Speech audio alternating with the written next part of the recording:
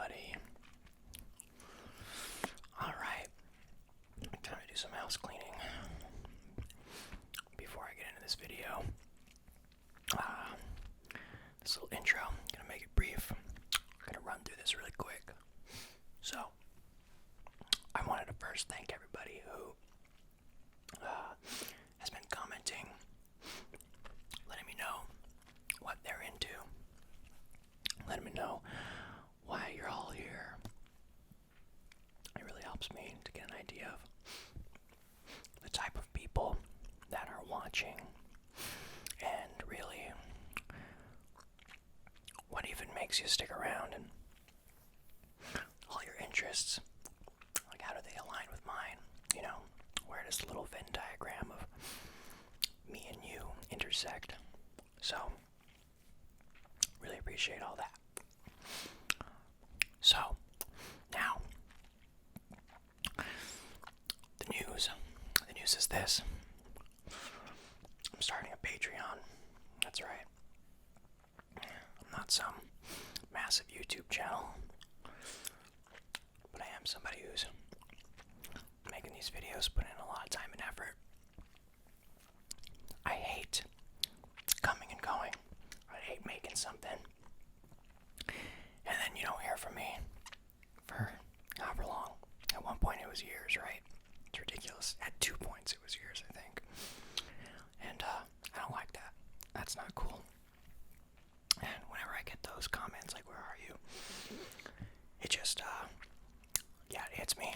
And I'm just like, okay, let me figure out how I can squeeze all this in with everything else that I'm juggling. I'm sure that you can see how much time and effort it takes to, make the things that I make, like my films, the behind the scenes videos that I've shown you, and the handful of times that I have shown you my actual work. Swear to God, I'm always daydreaming of being able to just go to the bookstore, pick out some new fat Taschen coffee table sized book, and just spending an afternoon just flipping through it, rambling about movies. Man, I'd love to do that more. So that's where Patreon comes in. And, I'm starting this thing because I just have a feeling that the more I'm able to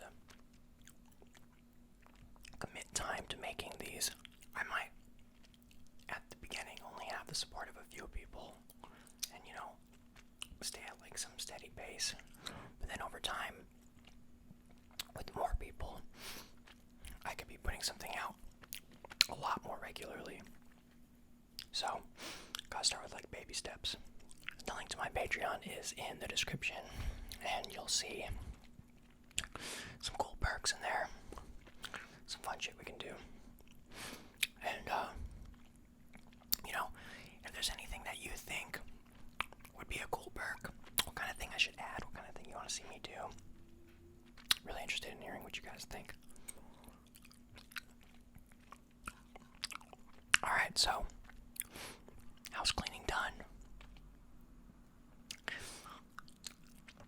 Let's get to the video.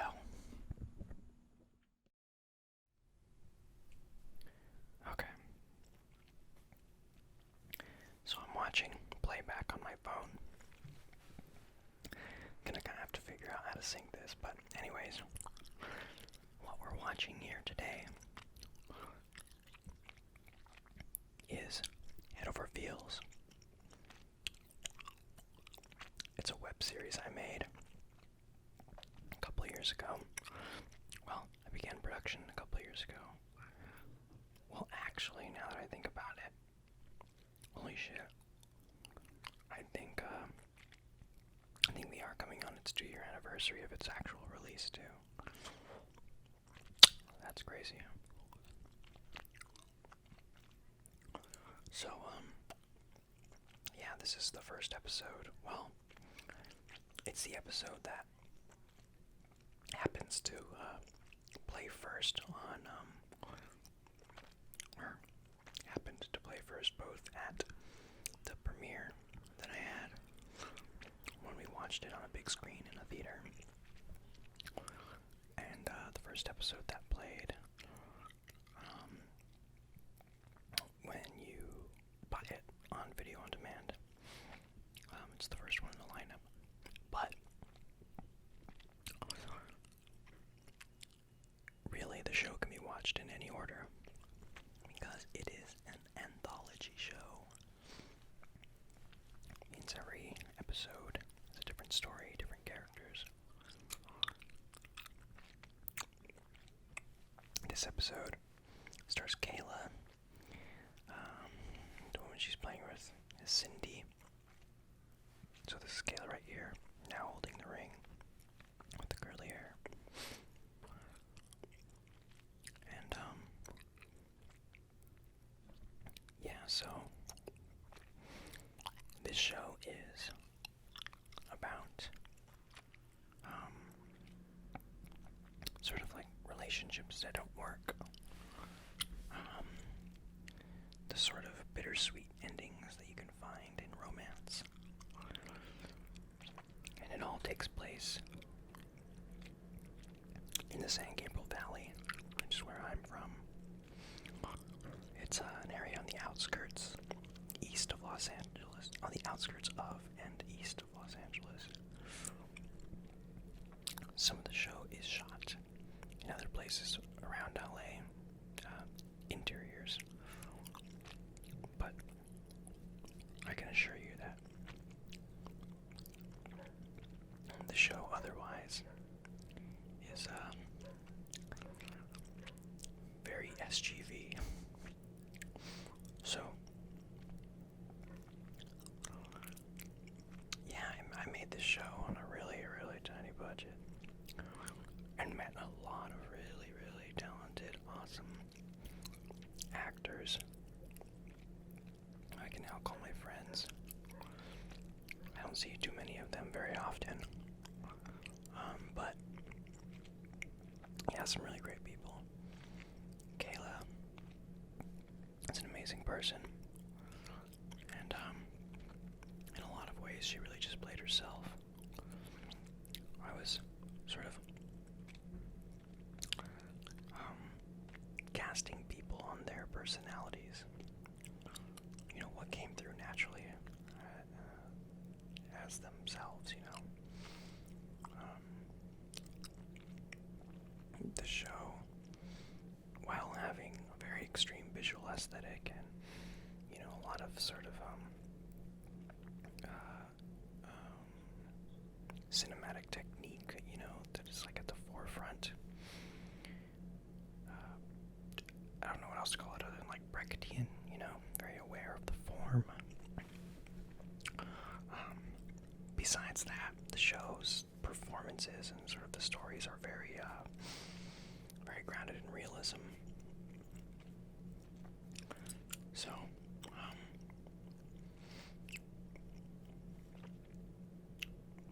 yeah, I needed that kind of performance too. This is Jazz, the woman playing the ukulele in front of us. So in real life, Kayla and Jazz are a couple. They are in love. And they came in and read for these parts and really blew me away. And right then and there I was like, okay, great. And I used to sort of before production began, I would play back the audition footage and play really sappy romantic music over it, and like low-key get kind of drunk and just watch the audition footage on repeat with the sappy music. And I would just get really emotional, but also like really excited at the idea of shooting the real thing, cutting it up, and making what we have right here in front of us.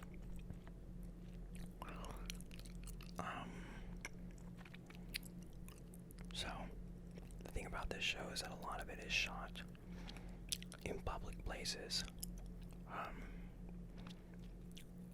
kind of very blatantly, you know, comments and,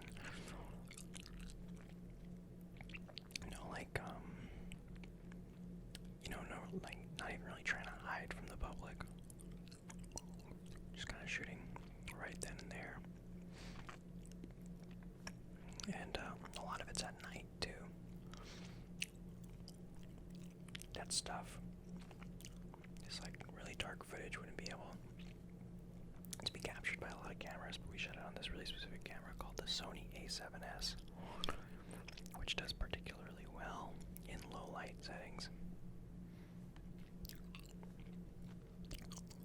So, yeah.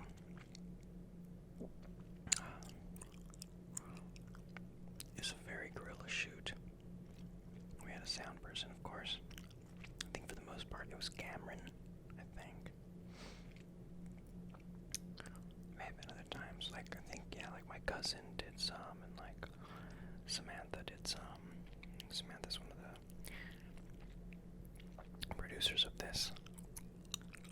She's the one who owned all the gear. So it was her camera that I was shooting on.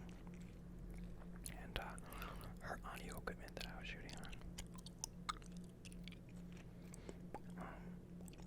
It was honestly so much fun to shoot this show and to edit it, because the scripts were really short, really sparse. None of this dialogue is written, it's just stuff we figured out together. Not none of the dialogue, but just not much of the dialogue was actually written. So, I think the most stuff that was written was just the narration. It's the only thing that was really written out in its entirety, and I kept most of no improv, But it's just that these scenes, I would just say, okay, they're gonna have tea and they're gonna look at each other for a really long time without saying anything. And, they're gonna cuddle and stuff, and we just go kind of figure out how that all worked out in the day of. And, as far as what music was playing, I didn't know how that was gonna go down either. And, just interesting, kind of being able to play with all these pieces. It almost feels like collage filmmaking.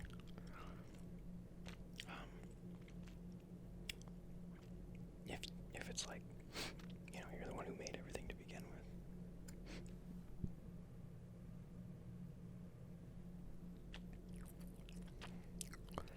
This is El Manzer Park. It's a SGV staple. So the thing is, Kayla doesn't really, excuse me, Kayla doesn't really run. She doesn't really exercise. So apparently this was really killer for her when we went. But to be fair, I would run with her. This shot you're watching is static, but there's a few shots where I'm running with her. And all this stuff is it's totally fucking there's not a single line in here that I wrote. I think we just talked about before what sort of bullet points we need to hit. It's kind of to establish okay, you're this kind of person, this is the thing that you're into, and these are the things that's on your mind and stuff like that. But not in much detail. It's really just oh yeah, she's into health and wellness and stuff. Just to kind of set that up. It's a part of the story. Which, if any of this looks interesting or sounds interesting to you, you should go watch on my website. I'll put a link in here. This scene used to be so much longer. It's a nice, I want to say full-on, 2-minute chunk or something. But I cut it down. People watch that at the premiere in the movie theater.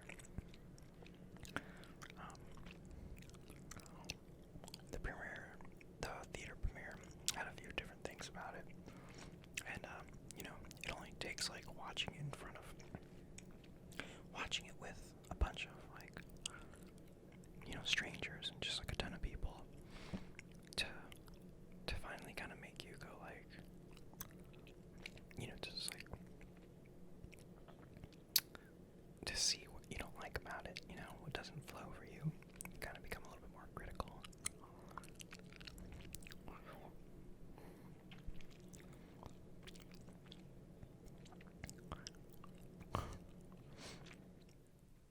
Yeah, so a big thing about these was that I kind of wanted them to have their genesis is that they came from me wanting to do basically like a Wong Kar-wai kind of thing. All these romances that are bittersweet and that have a very I don't know how to say this.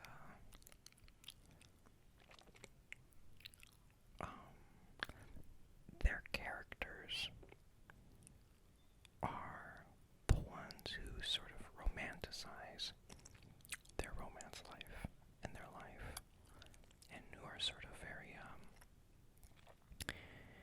I want to say they kind of like intellectualize things. Like, I think the obvious draw for me on this one is that Kayla's character is concerned as to whether or not she can get rid of this ring, and whether or not she could be a new person who takes care of herself and everything for herself, and not just because she wants to be better for somebody else. And her holding onto that ring is like this item that sort of represents her lover or whatever. It's very, like a romanticized, sort of theatrical, poetic flourish, But in real life, people do that. People really do kind of hang on to things like that in a very sentimental way. And so for me, the obvious draw here is that it's kind of like in, I think is it Chungking Express? Yeah, Chungking Express. He talks about like the pineapple, the expired pineapple, and it expiring on like, I think it's her birthday, or like on the day they split or something like that, or like the day he forgets about her. I forgot what it was. It's been a long time since I've seen it, but he sort of ties that date to something else as like an expiration date for something else in his life.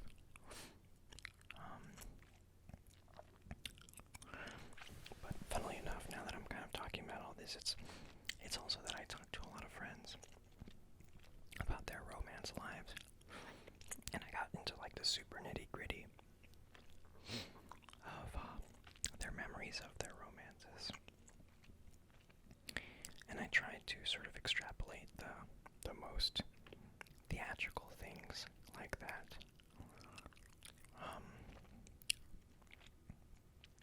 Yeah, I won't say what those things are.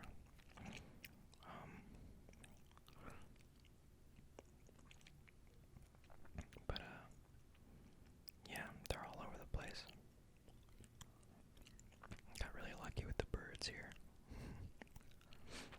Everybody always commented on that. But it always bugged me how smudged and dirty the lens was. Which I can take care of now. Back in the day, I was a little more hesitant about using VFX to clean up stuff like that, but I totally would have cleaned that up now. Yeah, so that was Kayla and Jazz. That was the name of it. I mean, all the episodes don't really have names. I just kind of referred to them by the couple featured in it. And in this one, it was Kayla and Jazz. So there you go.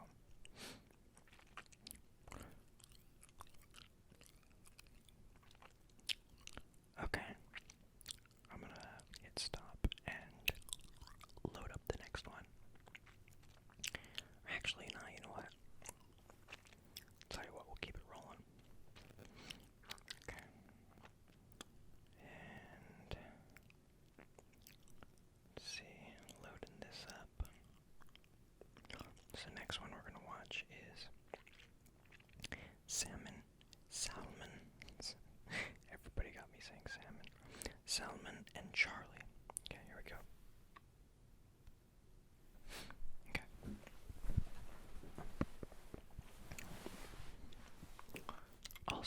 these author's note title cards were so fun to write.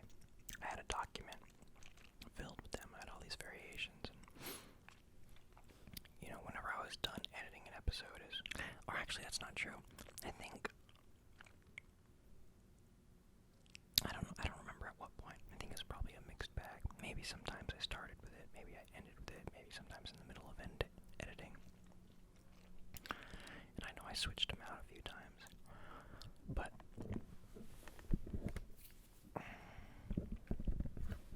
yeah. So other notes are fun to write.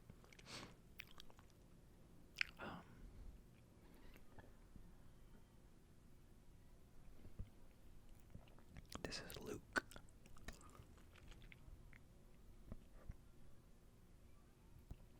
And we talked about this beforehand, kind of like to just go all in on the crying, do a real hardcore ugly cry, you know. Later on, I would tell. I don't know, man. This is so weird. I'm having a hard time jogging my memory, but I don't know if I told him that I wanted it to be like that force majeure cry. Force majeure is a movie where a man cries a really, really ugly cry, and I think he knew about that. And what's funny is that in force majeure, that cry is based off of a video of that dad and his son like rekindling their relationship or something when he does a really ugly cry. Anyways, where we're shooting here, this is the Y supermarket in I'm not sure if this is Alhambra or if this is considered Rosemead or St. Gabriel, but yeah, this is another SGV staple, San Gabriel Valley staple. I've been coming here since for a very long time. I don't go very frequently, but when I need specialty items, or if I'm just in the hood, might swing by. They also have good deals on booze. I used to come here to get Johnny Walker Blue Label.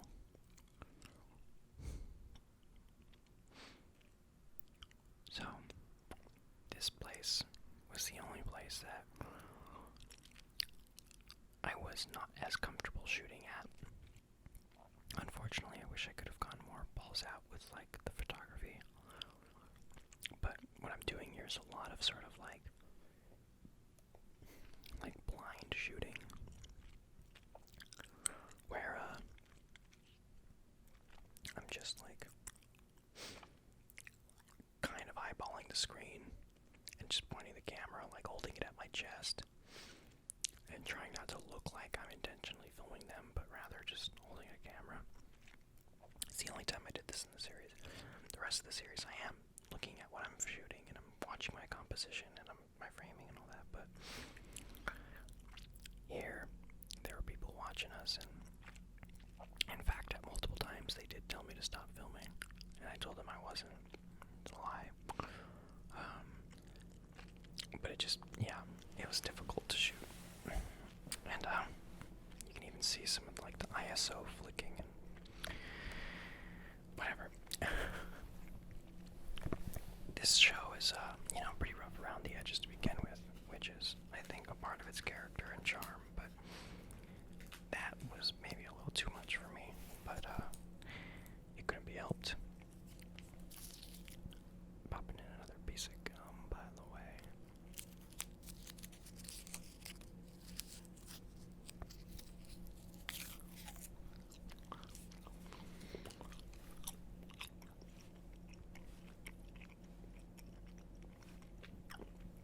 Oh yeah, so by the way, the other character, or the other actor, I should say, is Quinn. It's Quinn over there on the couch. And,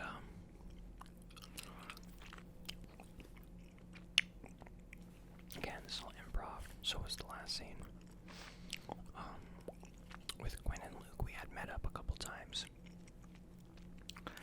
And we generally just kind of talked about our relationships and, our pasts.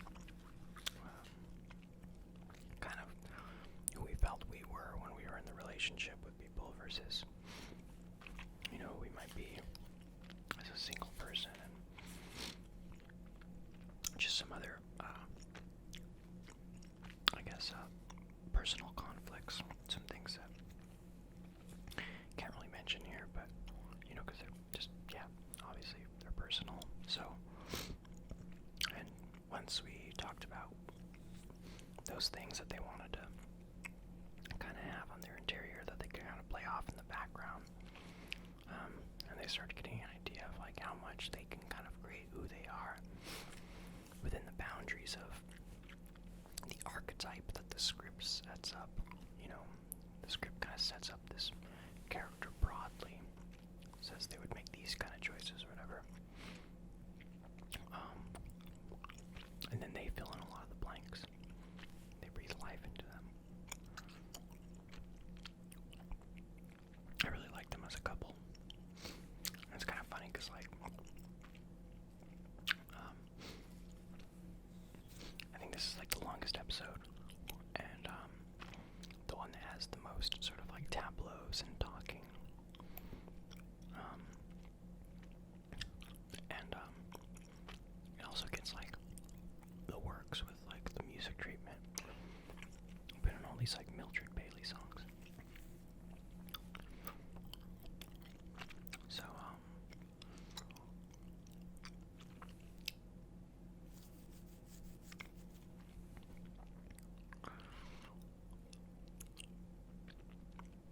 yeah, God, it's seriously so fun to make these things. I've always wanted to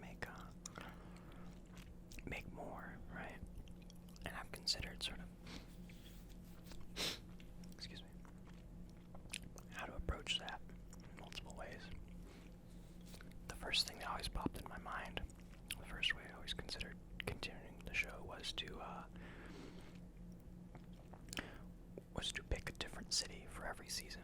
So this season, it's the San Gabriel Valley, or not a different city, but like kind of like a different area or subculture or culture, I guess.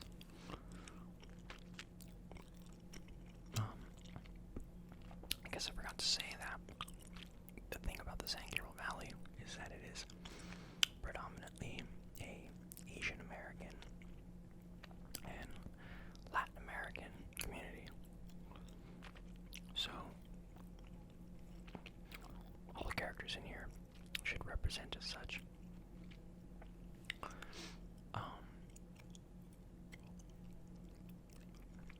Yeah, it's like we're straight up shooting in Alhambra at this one plaza,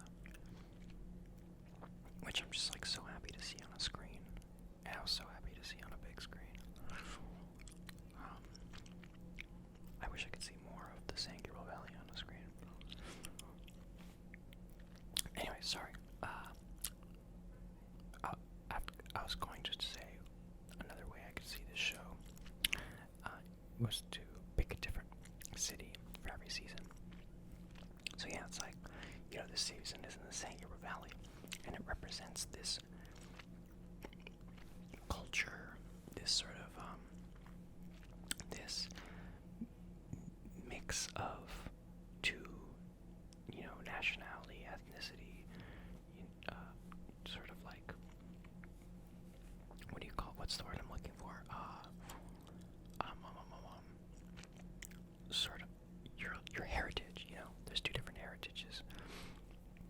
There's one that is Latino, one that's Asian, and it's crazy. You go into like a dim sum place, and there's like Mexicans that are cooking the food and serving you and stuff.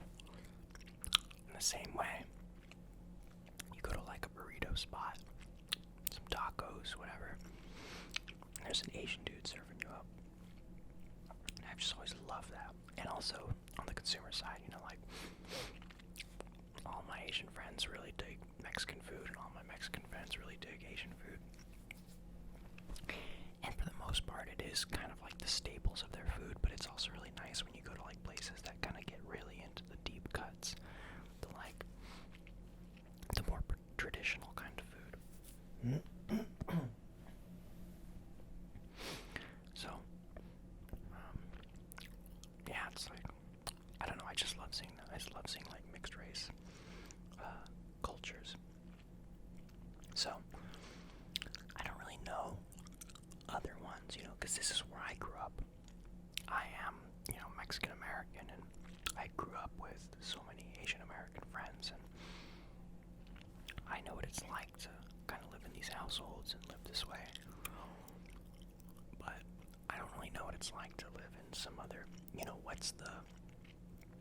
what is the version of the Sangiro Valley in, like, Europe, like in Germany, like, if I wanted to go to Germany and pick out, like, a little neighborhood where two cultures get all mixed up and melted together like this. I would have to go there first, I would have to live it, or I would at least have to meet the people, collaborate with them to portray that. But yeah, we thought that would be a cool way to continue the series. Alternatively, there's always just like, literally continuing their stories for each person and kind of having branching paths. Like, if you can imagine, like,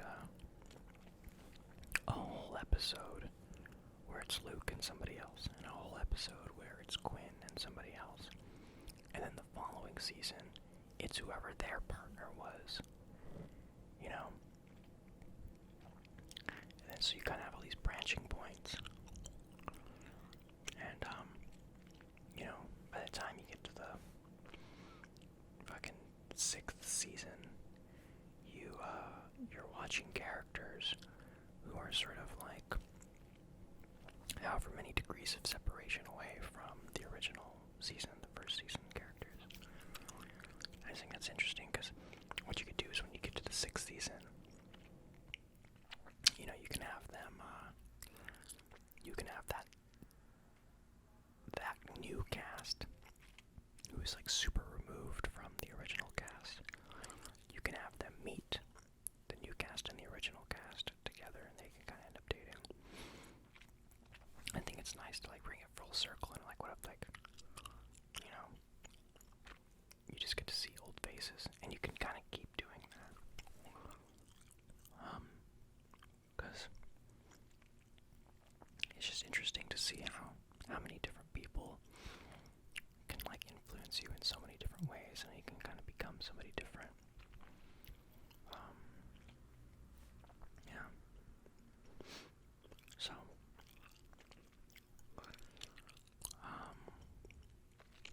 also this scene, there was a piece of information, I think that was basically along the lines of they make up, that I had written, and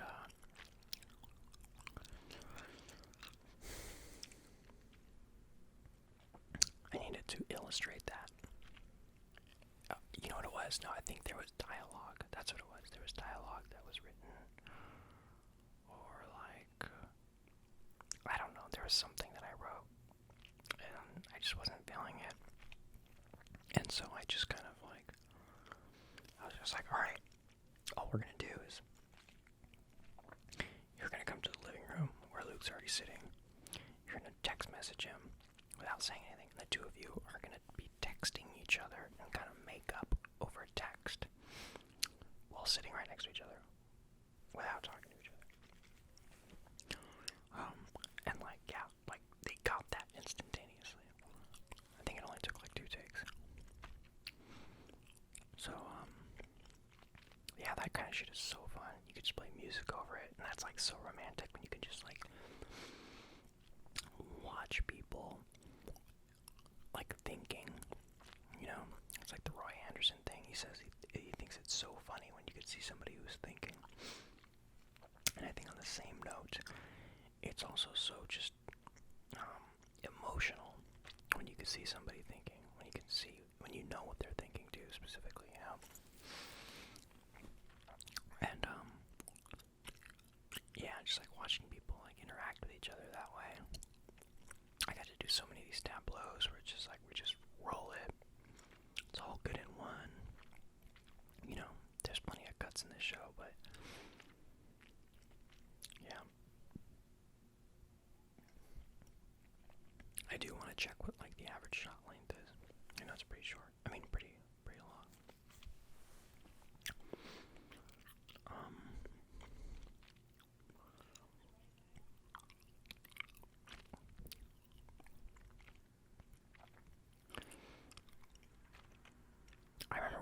this, doing the sound mix and design with Cameron. And as if we already didn't get along like really well with the last things that we worked on. I think the last thing we worked on was my film called A Short Introduction to Love and Purpose. I had so much fun working on that with him. And on this one, I remember thinking like, oh, like when it transitions into this next scene where Luke's on the phone, like it would be cool if like the song like reverbed out and kind of just, you know, faded off into the distance, like not just a normal fade, but the reverb kind of let the song ring out, you know, almost like when you hear just an echo fading away. So I did not tell that to him, and I got back you know, a mix to approve or whatever, and I was like, oh shit, like he did it, you know, like he did exactly, he like nailed it. I think we were both like, oh yeah, we could crank it up too, like make it even more reverby. But I was like, that was like a moment for me where I was like, yeah, Cameron knows what to do. He knows what he's fucking doing. He's somebody that, you know, I just trust. Like I just give it to him. If there's like a few specific things that I have in mind, you know, like that can be interpreted in a lot of ways. I won't waste any time, and I'll tell him up front, hey, when you get to work on this, there's this, and that. But for the most part, I just kind of like go, you do you, because, yeah, he's a wizard. So I always call him the sound wizard. Okay, so that was that episode. I'm gonna get this other one ready. Okay. Oh yeah, sound recorded by Edward Garbarino, my little cousin. Not so little anymore.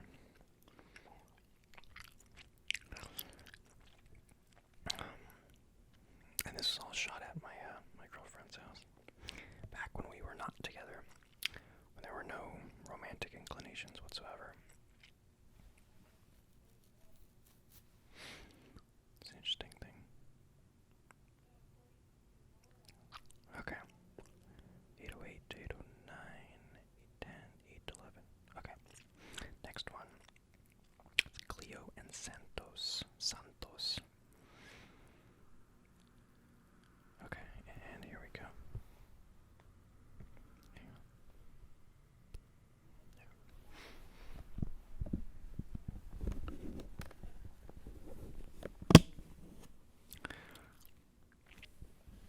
So this beginning is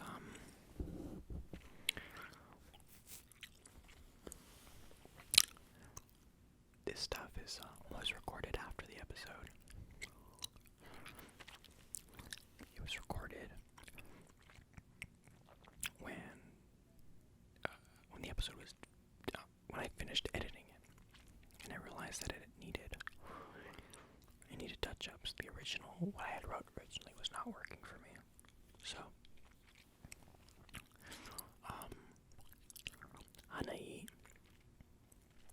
who is the first person you'll see in this when you do see somebody, she's the woman sitting on the right-hand side. I just kind of like interviewed her about just, yeah, her love life, you know, romance, philosophies, and all that kind of stuff. And,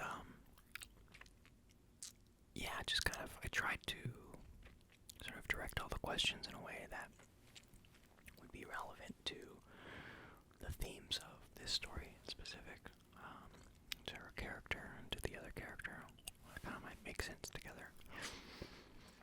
And sure enough, I think she told me that she was, from what I understand, she's doing like a combination of sort of herself but with like the attitude of the character or something. So,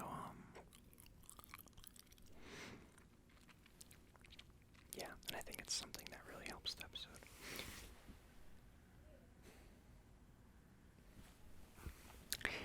And this is Harrison Jew. Harrison Chu is an old friend of mine. We've known each other since high school. And I had been casting this one for a while. I was just not getting anything for neither of them, honestly. And eventually I did get on E, and I was like, bam, fucking perfect. But I just couldn't cast Santos. And I don't know, like there are people who kind of came close. You know, there's nobody who's terrible, right? But yeah, eventually I just thought like maybe Harrison. I wish I had a better moment or story to tell about like why I thought of him. But anyways, I just like thought of Harrison, and I hit him up and I was like, "You want to come down to California? I mean, not to Los Angeles. He lives in San Francisco. He lives in Oakland." I was like, "Dude, you should come to LA and be in this film that I'm making." And we had he works at Lyft, coincidentally enough, because so much of this short takes place in these like car, rideshare app style rides. But yeah, he works at Lyft, and we had a little video audition, a little like Skype audition. Well, he'll say how it works. So he popped into a quiet office at the Lyft headquarters in San Francisco, and then he had been reading his lines. He had been practicing his lines with his girlfriend. He told me, she was like, "Oh yeah, this is like totally you." So Harrison is geez, I don't know what you would call him. He's like, writing code for Lyft. I don't know what his official job title is, but he is by no means a grade school teacher, which this character is. And his girlfriend was like, "Oh, this is totally you. Like, the personality of it is you." Which I thought was pretty funny. Excuse me. So, yeah, we had that little audition. I was like, "Perfect. You fucking got it. It's all yours." And it made me laugh so hard. It's just so funny when it's just like, oh, my friend is like this character. And he's not an actor. Harrison is not an actor, He's not an actor, and he's not a fucking grade school teacher. This is Eric. Eric and Harrison were best friends for a very long time. And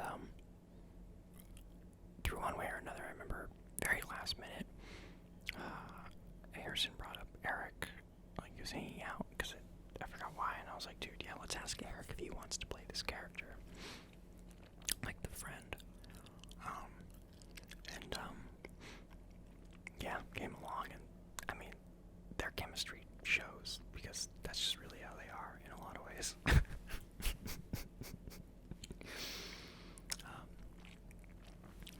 Yeah, I love Eric. I really hung out with that guy too much, but a blast to be around when I do see him. So, yeah, that's kind of the scoop on how this happened. And Anai was like so cool about this. I don't remember if she was like coaching him. I think she was. Yeah, I think she was kind of giving him some pointers. Kind of helping him out with this, figuring out the whole actor thing.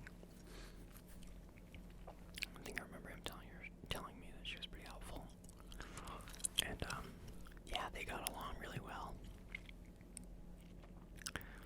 And so there's these scripted bits, but then there's also the bits where it's all improv, and they're basically just shooting the shit, kind of talking about their history, their romantic history. That's all interspliced with this.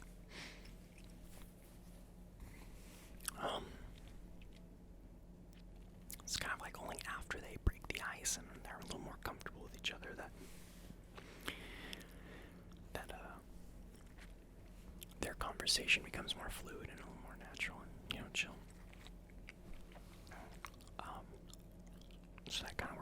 nice for the style, or the kind of way we ended up producing it, with all the scripted bits up front and then all of the improv bits at the end.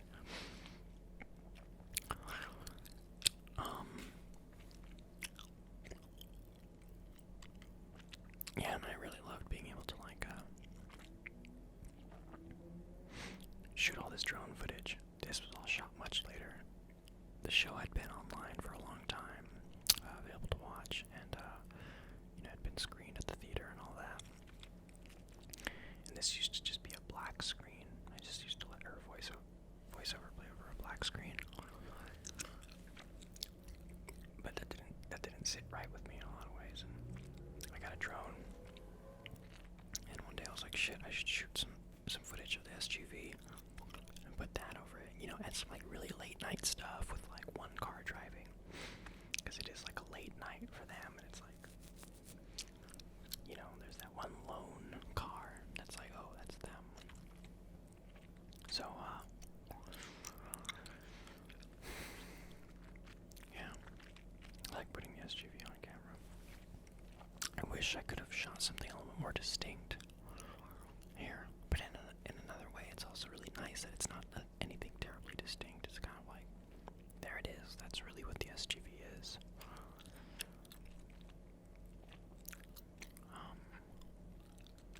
Yeah. And also coming up is shooting in an area that has a bunch of cool neon lights and stuff, and it's this restaurant I used to eat at. I used to go to with, gosh, it's so funny that a lot of this can draw on my own romantic past, but my first long-term relationship, the woman I was with, is kind of around where she lived. Not here, but up next. When they're kind of standing outside, you'll see. Anna is so funny here. She's so fucking good.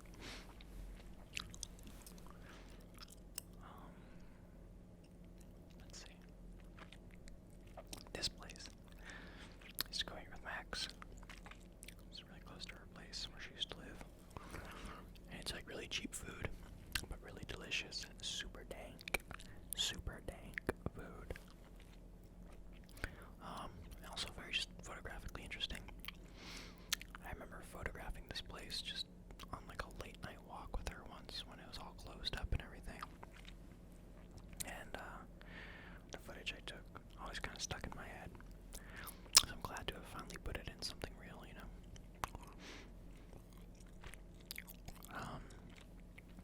And they were actually hungry by the end of the night when we were shooting this, so it was perfect timing. When we're shooting this too, it also isn't as late as in real life as it is in the story, But it also kind of makes sense because, right down the street, there's a handful of these 24-hour diners. So if you're from the SUV, it's yeah, sure. There are those places that are just like that, where you will see families and shit. They're really, really late at night, 2 in the morning and shit. Also glad to get that California flag in the background. Is that Sonny Wong's place? Sonny Wong,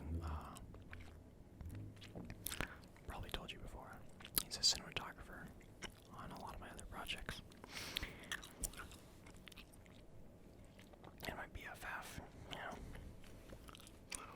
one of my BFFs that is very much work wife, make stuff together, bond. I love all this stuff where Harrison is just fucking being him. Makes me laugh so much.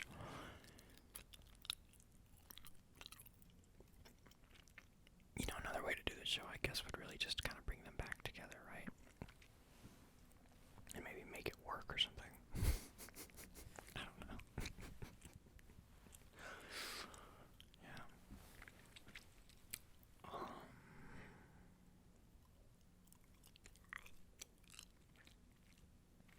So when I held the casting call for this, the one that I put on the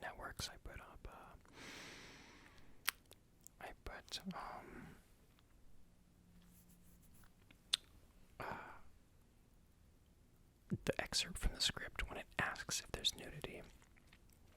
And all I put in there was an excerpt from the script that says, "She humps the shit out of his face." And Casting Network was like, "Yo, you gotta put something more than that. You gotta tell us what it's gonna be." And they just can't put that.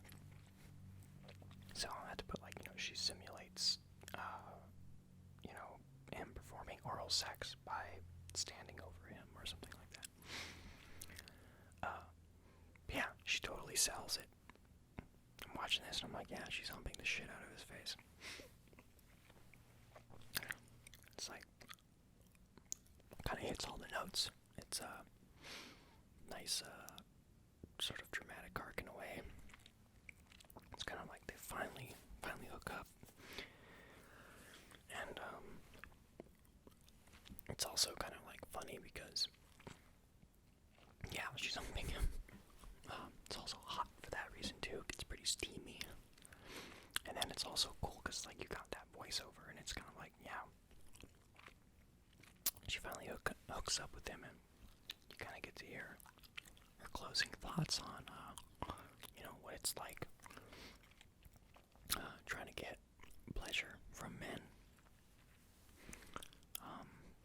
And only until talking about those things with Ani, her telling me about that kind of stuff, or talking about that stuff on camera, did it really start sticking in my head. I mean, I guess I could have guessed those things, but, yeah. It's been really enlightening being able to talk to the cast in really candid ways. So, I'll say that episode is over. 14, 15, 16, 17, 18. Okay. So, as I was just saying about the cast being candid, same goes with this episode, which I will start now.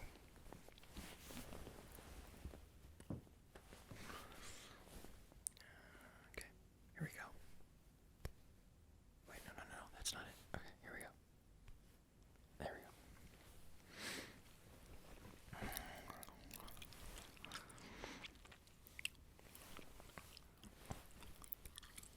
So, this is Scarlett. She's somebody I work with very regularly now. She's become a very close friend of mine. And this is David, also a very close friend of mine now. Really love this guy. Don't see him as often as I'd like to. And almost pretty much only when we're working and stuff, but I don't know, it's one of those people that you can feel really close to with very quickly. So, man, yeah, this was the first time I had worked with Scarlett. Oh yeah, holy shit, this is the first time I worked with Scarlett. Oh, okay, yeah, this is fun for me. But this is not the first time I worked with David. He and I made a project together called Short Introduction to Love and Purpose before this one. Which in a lot of ways kicked this series off. Because that movie was done for super cheap and done very quickly. And it was the most proud I'd ever been of anything. And I was just like, oh man, you could tell these little stories and you could do them quick and you could make it dramatic and fucking look good and all that kind of shit for this much time and effort and money and all that. And I was like, maybe I should do a whole show. And I did. I did this whole fucking show in under a year. Yeah, this whole show took maybe maybe around anywhere between 6 to 10 months to make. And that's not full time, that's me trying to do a bunch of other shit in between. So, there's that. But anyways. Excuse me. Oh, and that's Manel.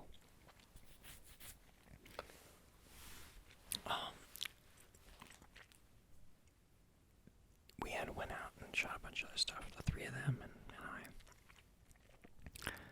We didn't use any of that stuff. It was them all kind of, or actually, no, what am I saying? You just saw some of it, the opening stuff, them eating candy and stuff like that. But there was a whole lot more of them in the arcade. There's like a whole sequence I edited with all this like wacky music. But yeah, the voiceover that's happening right now. This is Scarlett talking, and she and I like sat in this cramped little laundry room and just kind of talked about, again, it's kind of sort of the same things that not the same things that I was talking about with Anna E, but sort of the same process I went through with her, which is, let's talk about things in real life with you that are similar to the character, in which ways you relate with the character, and then we'll kind of zero in on those stories and we'll talk about your feelings. But while we're doing that, we'll talk about it as if you are that character, and you could use replacement names or something. Oh yeah, no, you do use replacement names. You're replacing like your real life person with the character in this story, which is Toshi. So she's talking about somebody else while really replacing the name with Toshi. And yeah, it's just by her luck, it was just a very similar circumstance that she had gone through in real life. Something that she was familiar with, emotionally, and all of like the practical, literal aspects of it too. So got a lot of interesting stuff. Canned it up, and that's what you hear as her voiceover.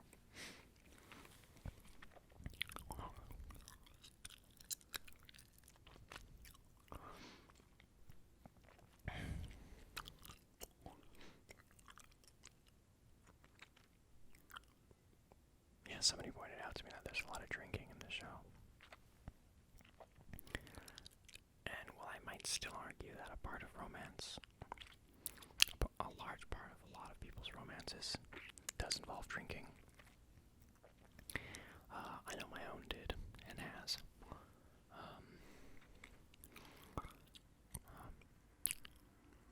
It's an interesting point.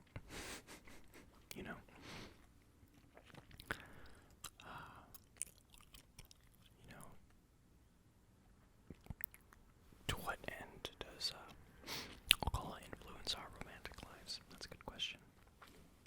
It's the question that popped in my head when I want to say Kat brought it up. Which is funny because, man, I do not really drink anymore. Or smoke. I'm like 99.9999999. Sorry, let me go back. I'm like 98% like straight this year. There's like a couple of times where like I had like a total of 5 tablespoons of wine and like half of a shot of mezcal. Got a tiny little buzz, but it's been a while since I've had like the amount of alcohol in like even half of a beer,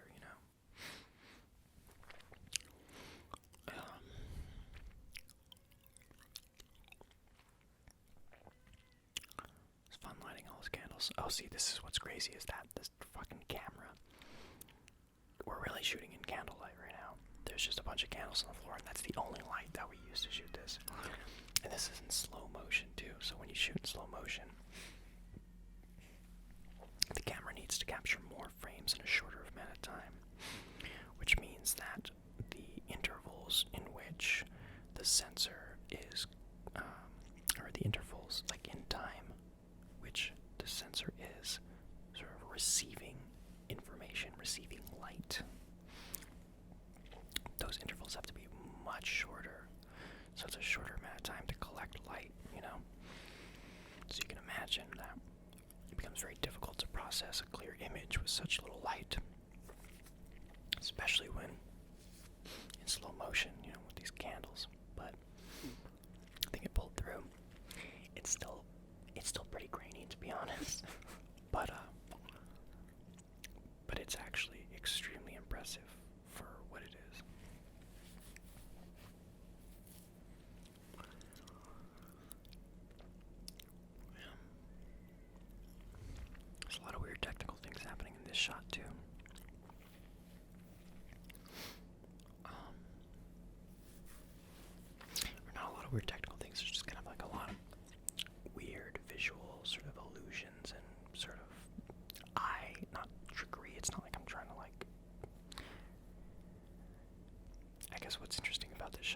is that the pulling back is smooth because it's a digital zoom. So it's a smooth linear zoom, except it's on a shot that is pre-composed and played back at a shorter frame rate. So the images that it's, flashing between are happening very slowly, which causes, like a jittery sort of choppy feel. But at the same time, it's also pulling back on that digital zoom. And the digital zoom is very smooth. So you're seeing both very smooth motion and choppy motion at the same time in the same image. And it's just a strange effect that I didn't really do intentionally or anything. Like, it's not like I was like, oh, I want to put those things together, but the composition that I wanted just kind of ended up having that.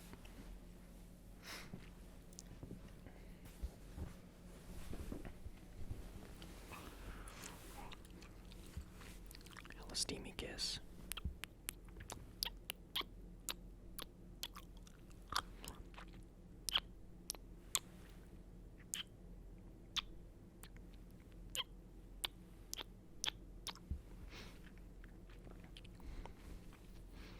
They said some more things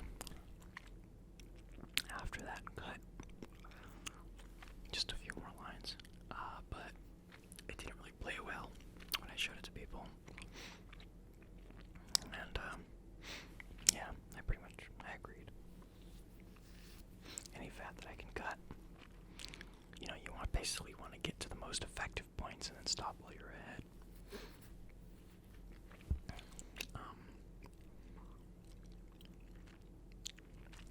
Very similar to like mankind sees development, we just want growth, we want growth. And, while it may be unsustainable for the way we run our world, it is a very effective way for making good art.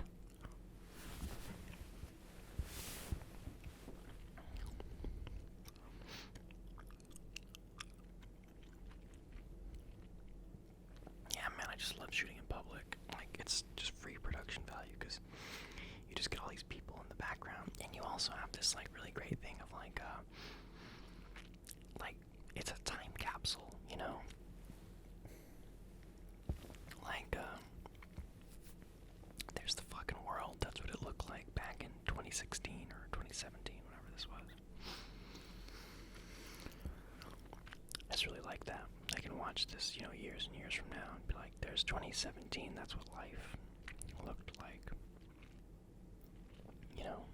This like artifice combined with reality is one of my favorite things.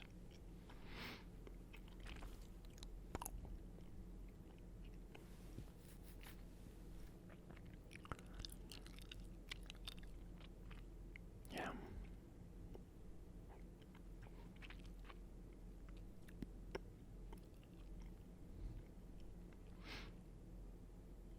I thought this episode really embodied what the show is about. It's one of the more like particularly heartbreaking episodes, especially when it ends on this sort of like flashback thing. I think it's like my favorite ending, right? Yeah, it's my favorite ending out of all of them. Not to shit talk all those other shitty endings. All those endings suck. This one's the best. No, yeah, those other ones are chill, but for whatever reason, this one kind of hits home in a lot of ways. Okay. Oh, also another thing I should say. I'll tell you a little bit about the music when I get to this next episode. Okay. Next episode. Here we go.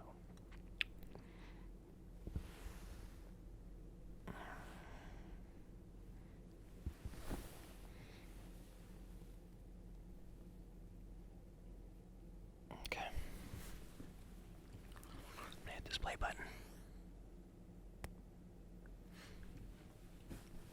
So, this episode was made. It was edited and released quite a while after the show was done. It's a pretty different episode. Very different from the rest of the show. I mean, it still fits, I think, but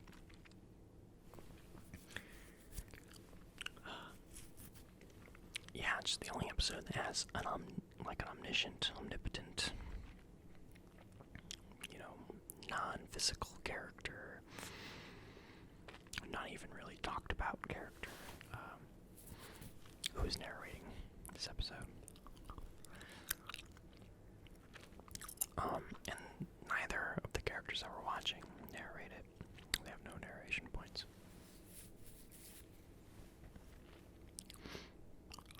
It's Megan and Maverick. But what I was going to say a moment ago about the music is that I basically just reached out to a bunch of my musician friends and local artists and stuff, and even like this animator who I've known for a long time, very casually. I'd never met in person or anything, but this guy, Alan the Box, Alanthebox. He is an animator, an artist all around. I don't know how he identifies himself as, but he makes animations. I believe there's some live action stuff, illustrations and music and all sorts of stuff. And I discovered him on Newgrounds, and that's primarily where he sort of is known, a lot, and kind of known in the animation communities that came out of that place. David Firth has called him his favorite animator, which is just crazy to me. But anyways, I reached out to him a long time ago, and we talked here and there on like AOL Instant Messenger back in the day. But I reached out to him and I was like, dude, let me put some of your music in this show I'm making. And he was down. And so some of his music is featured in the show.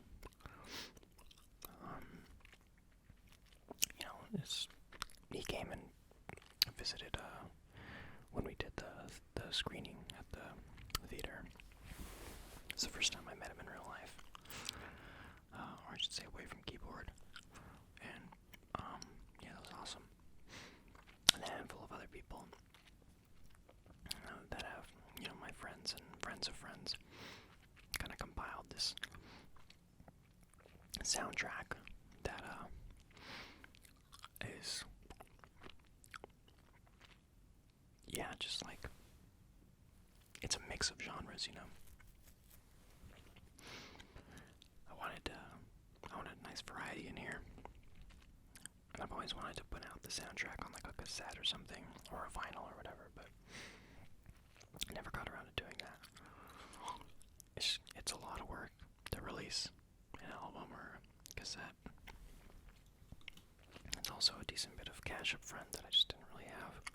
Also figuring out the logistics of paying people and all that kind of stuff, so maybe I'll do like a Bandcamp or like just a file you could download or something, or maybe even just like a YouTube playlist.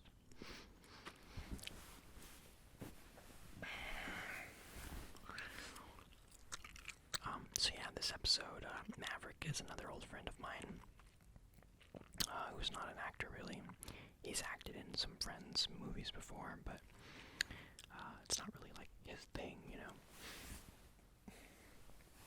But I trusted that like his personality can kind of come through in some ways.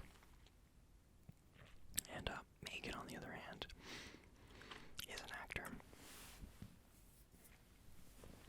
And she actually was in a different episode of It Ever Feels that we shot but never released.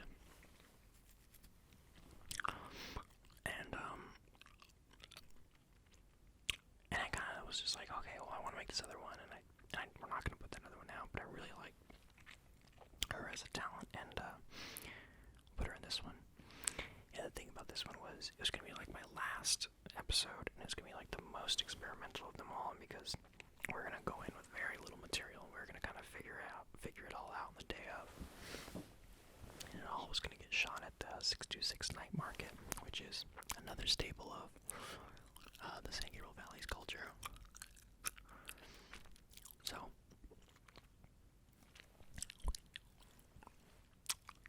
out of all the stuff that we shot, it was very difficult to kind of put the story together, but I was able to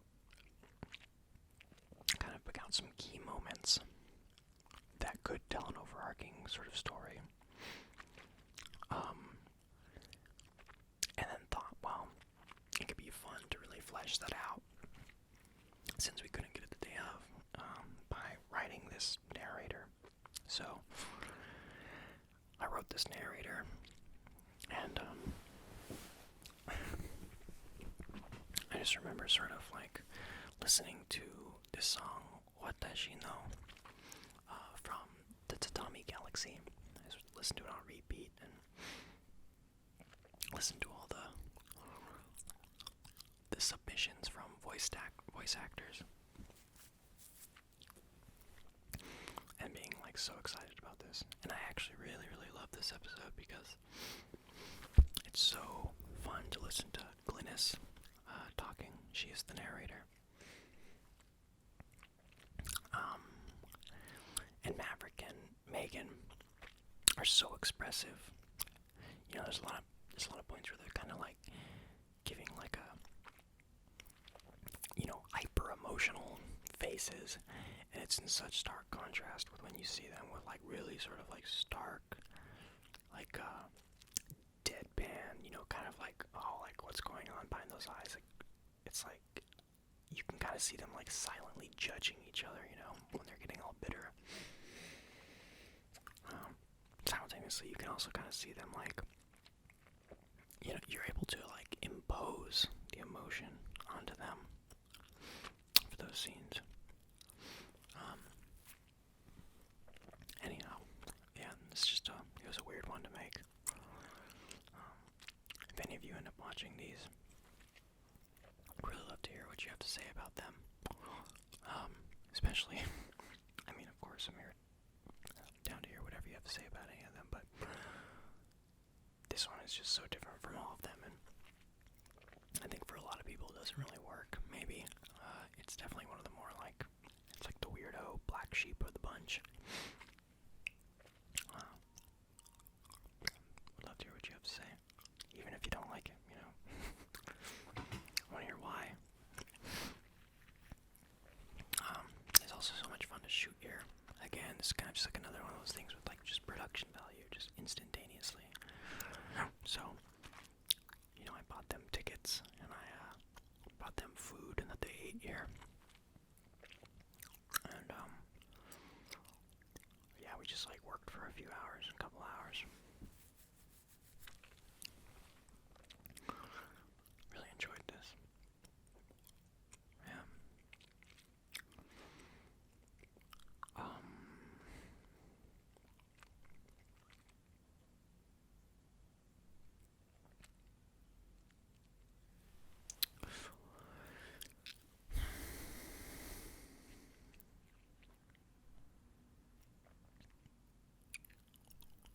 This fucking show. This is also something that, like,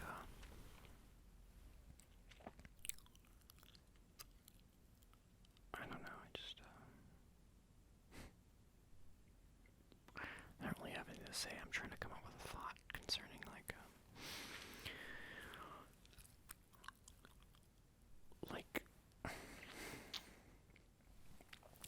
I'm trying to figure out what I want to say about, like, this thing being a time capsule. Okay, I'm just gonna, like, just fucking word vomit.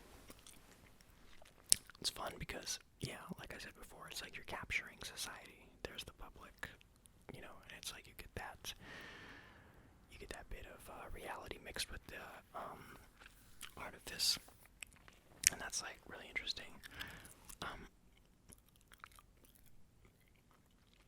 And you know, I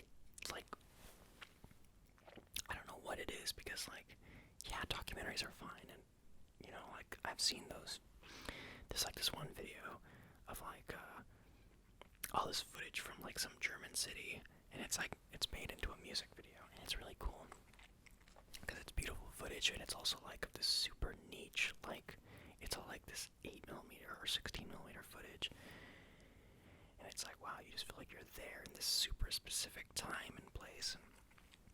It's really interesting, and it's in this music video. But you know, I've seen stuff like that. That was just the footage, just the documentary footage, and yeah, it's interesting. But I think, okay, here's probably what I'm trying to get to, is that I think what is really interesting when that stuff was put into a music video, or like with this web series, when we're filming in these places with these characters, is it's interesting because now it's contextualized, you know, and we're sort of let into a more intimate space. And while that intimate space might be artificial, you know, it's all constructed and everything,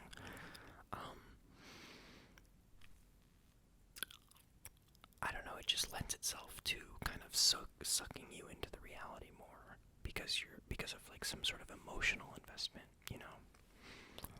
You wouldn't be able to like be there for this conversation really, or you could, you know, but it's just maybe it's less likely.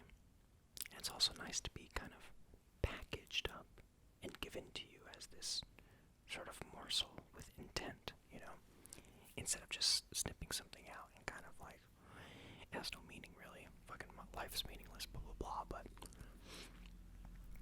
this was constructed, you know, a group of people, me and these actors and the people that helped put this together. There was intent on what we were delivering, so I just think it's interesting when you can deliver that with reality too. God. Okay. Yeah, really topping off this ASMR with that deep, rambling, abstract nonsense. And that's the last episode of Anna Reveals. Again, if you enjoyed any of this, I hope you can go to the actual site and watch it, tell your friends about it, and if you want more of it, that you'll just kind of be like, hey, world, this show exists. I hope this guy makes some more. Okay. I have something else cooking up for you guys. Y'all have something cooking up for y'all. But it's a long one, and I work on it incrementally. So, excuse the wait. I want to get on a more regular schedule. I was honestly thinking about like a daily thing, but I don't know if I can handle that right now. Like a daily hour video. That would be insane. But yeah, you'll see more soon. Okay, y'all.